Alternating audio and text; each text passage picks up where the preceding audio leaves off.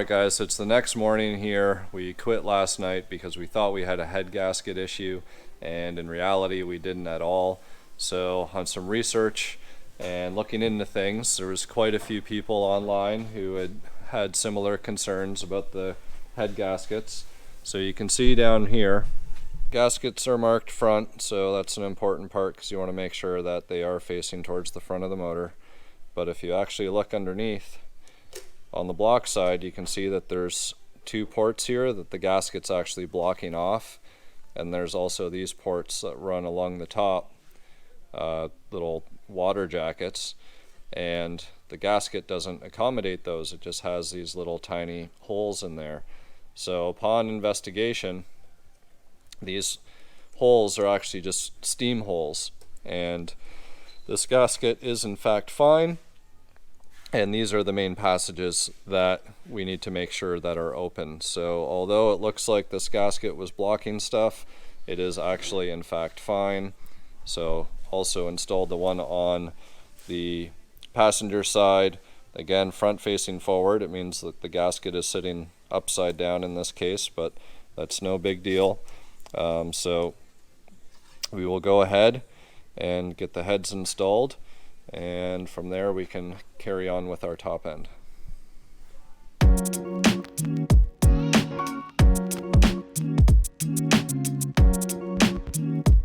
now we're going to be installing our oil pan, oil pump, and the pickup has been installed.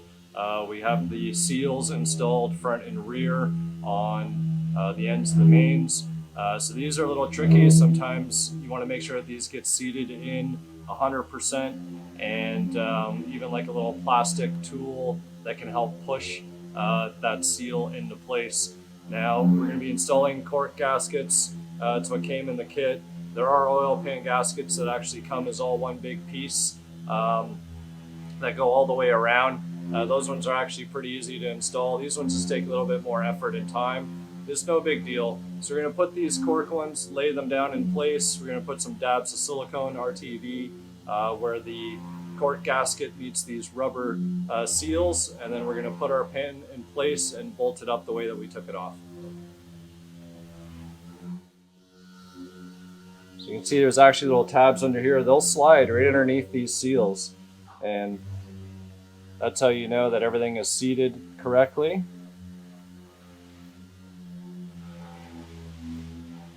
Just make sure all your holes line up so you have them on the right sides.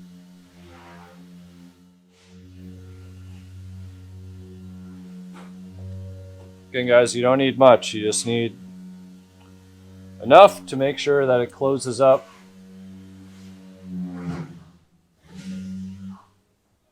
the seal between the cork and the rubber gaskets.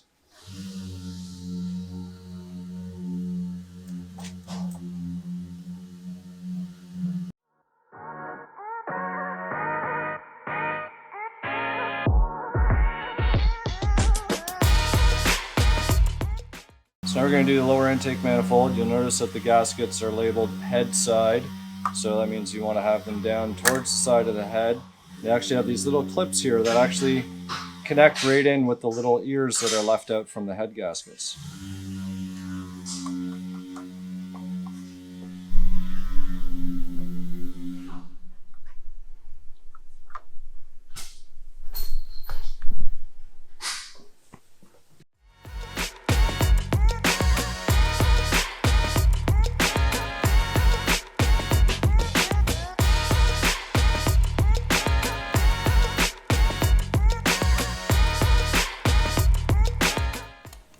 Alright guys, we're on the home stretch here, just torquing down the valve covers.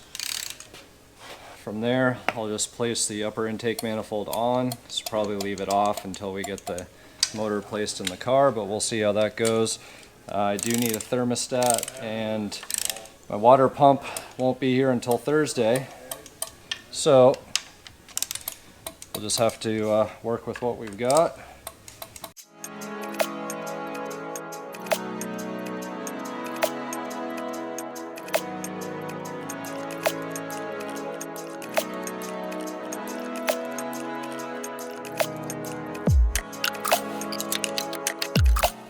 So what's up guys, behind me you can see the freshly rebuilt 302 5-liter motor that we've been working on for the past week. There's 3 parts of episodes that essentially went through the tear down, cleanup, and rebuild of this motor. So again, this was about 100,000 plus mile motor. So if you guys remember from the compression test video, the compression test came back pretty good. Each cylinder ranged between 130 to 150, and we just wanted to make sure that everything was consistent across all of the cylinders. So the 130 cylinders, we did put a little bit of oil down into the spark plug hole, redid our compression tests, and they did all come back and read 150. So that was a good indicator that this motor just needed some new rings and a cleanup. So as you can see here, went with retaining the stock theme because I have this mint 93 coupe sitting in the background here that deserves to have something that looks original and clean just as much as the car is itself. So just going to do the last few cleanup items on this block. Need to get the pilot bearing in, the rear main seal, and also block off these ports in the back of the heads because I won't be using the emission aspirator tube line there. And other than that, all the accessory brackets and everything are pretty much ready. And once this gets dropped back in the car, we can start hooking everything back up.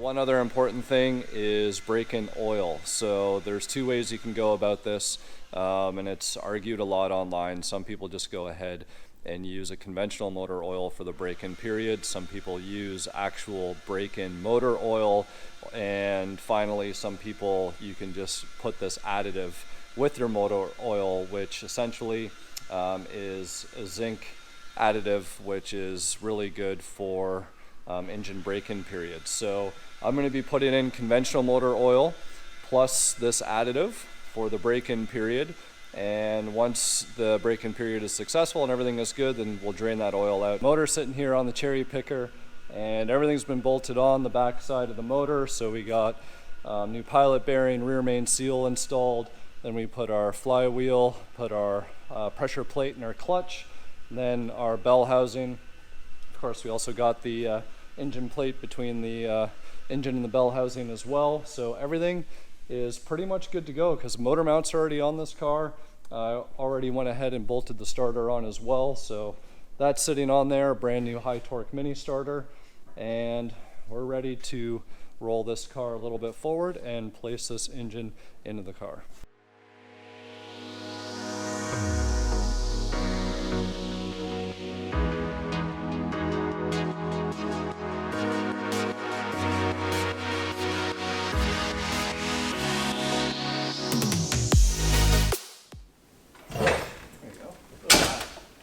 One-handed control and move the motor.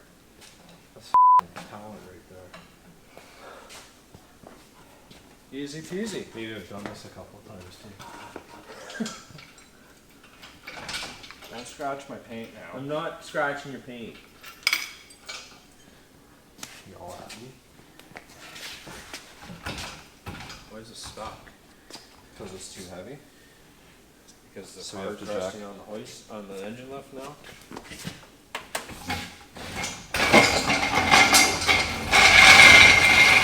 Oh yeah, she sits nice now. Yeah, well, Lowered.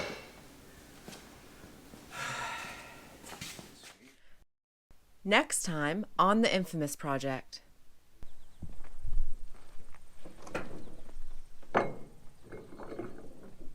Project blank sitting behind me. Just got it unloaded off the trailer. Need to push it into the shop, but you can see how nice and straight this car is. I'm very excited to get it in and get that motor in here and get this car back on the road. So stay tuned.